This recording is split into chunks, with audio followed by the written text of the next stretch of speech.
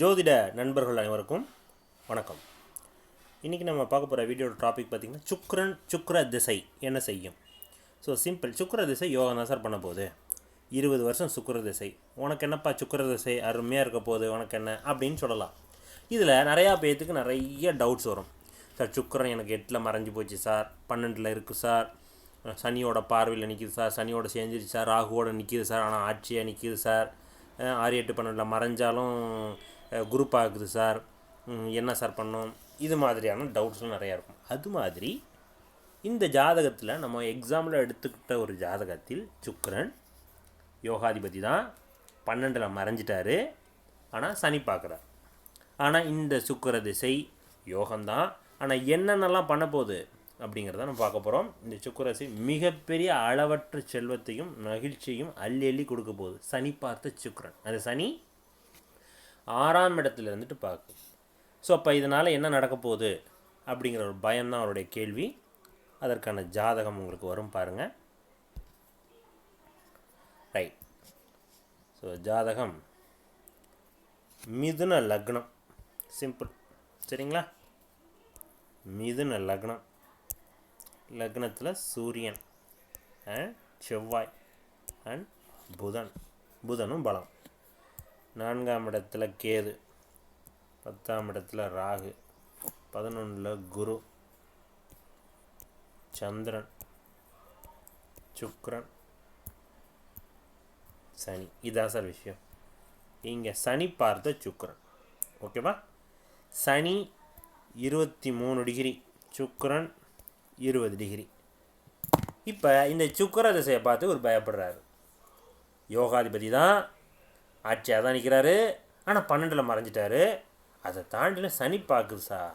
இங்கே இதுதான் பிரச்சனை. 6ஆம் இடத்துல இருந்துட்டு பார்க்குது சார்.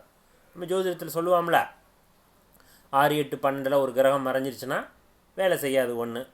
அந்த பாவகத்தினுடைய வேலையும் சேர்த்து செய்யணும். அதனுடைய பார்வையில், அதன் கதிர்வீச்சில் அந்த பாவக ஆதிபத்தியத்தையும் கலந்து தான் கொடுக்கும். இங்கே சனி 6ஆம் இடத்தின் வழியாக பார்வை பார்க்குறார். இங்கே சுக்கிரனை, 12ஆம் இடத்துல கூடிய சுக்கிரனை. அப்போ என்ன ஆகுது, 6ஆம் இடத்தின் வழியாக இந்த சுக்கிரன் நெகட்டிவாக பண்ண போதோ அப்படிங்கிற பயம். ஆனால் இந்த சுக்கிரன் மிகப்பெரிய யோகத்தையும் நல்ல செல்வத்தையும் கொடுக்க போகுது. இப்போ பாருங்கள் விதியை.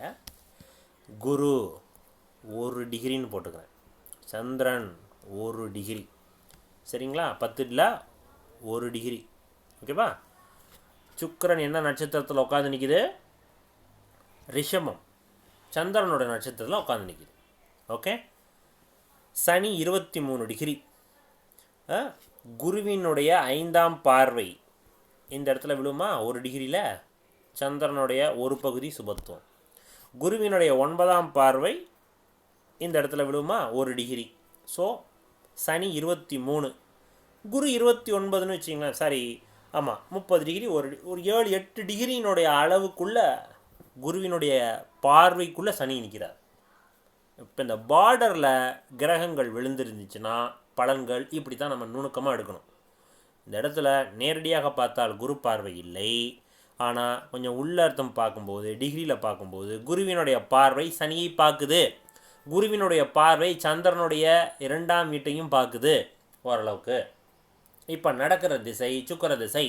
சுக்கிரன் வாங்கின சாரம் சந்திரன், சந்திரனும் உச்சமாக நிற்கிறார். இந்த ஜாதகத்தில் சந்திரன் யார்? 2ஆம் பாவகாதிபதி. பொருள் சேர்க்கை, பொருளாதாரம், பணம், செல்வம் எல்லாத்தையும் குறிக்கக்கூடிய கிரகம் சந்திரன். அதனுடைய நட்சத்திரத்தில் அவரோட இணைஞ்சி 12ஆம் பாவத்தில் உட்காந்து நிற்குது. அப்போ என்ன ஆகும்? வெளிநாடு, தூரதேசம். அப்போ அதன் மூலமாக நல்ல வர்த்தகம், நல்ல பொருள் சேர்க்கை, ஓகேவா? இங்கே குரு பார்க்குறார், 5ஆம் பாவகாதிபதியும் சுக்கிரன். அப்போ 5ஆம் பூர்வீகத்தில் அவருக்கு நல்ல மரியாதை, ஊரில் நல்ல பெரிய புகழ் கிடைச்சாகணும், அவர் பேரில் குழந்தைகளுக்கு நல்ல பேர் புகழ் இதெல்லாம் கொடுத்தாகணும். 5ஆம் பாவகத்தை குரு பார்க்குதுல, 5ஆம் பாவகாதிபதி தான் நடந்துக்கிட்டு இருக்குது 12ஆம் இடத்துல.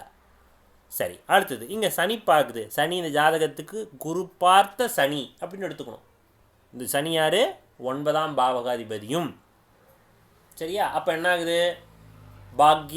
பாக்யாதிபதியினுடைய பார்வை 6ஆம் இடத்தில். அப்போ உத்தியோகத்தில் நல்ல பேரும் புகழுமாக, வெளிநாட்டில் அதிக செல்வம் சேர்த்தாக வேண்டும். இவருக்கு மரியாதை புகழும் கிடைச்சாகணும். அது பூர்வீகத்தில் இன்னும் அதிகமாக கிடைச்சாகணும். இவங்களுடைய குழந்தை செல்வம் நல்லா இருக்கணும், இவங்களுக்கும் அதன் மூலமாகவும் நல்ல மரியாதையும் செல்வமும் சேர்ந்தாகணும். ஆட்டோமேட்டிக்காக பலன் வந்துருச்சா? இதை நேரடியாக பார்த்தா பலன் வேறு, டெப்த்தாக பார்க்கும்போது பலன் வேறு. ஓகேவா?